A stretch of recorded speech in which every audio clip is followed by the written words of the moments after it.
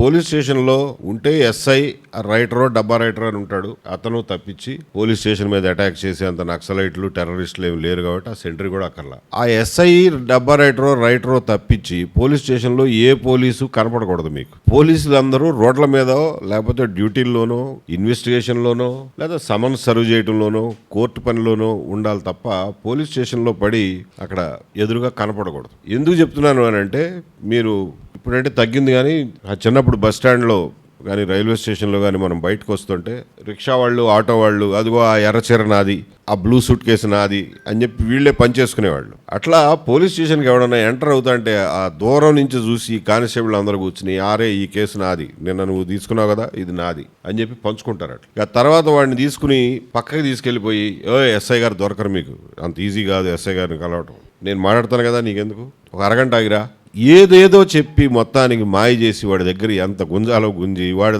ఆ కేసుని మోనోపలైజ్ చేసుకుంటాడు తప్ప అసలు అక్కడ ప్రొసీజర్ ఏంటి, మనం చేయాల్సింది ఏంటి అనేది వాళ్ళకి ఎవరికి స్పృహలోకి ఉండదు. కాబట్టి అసలు వాళ్ళు అక్కడ లేకుండా చేస్తే బెస్ట్.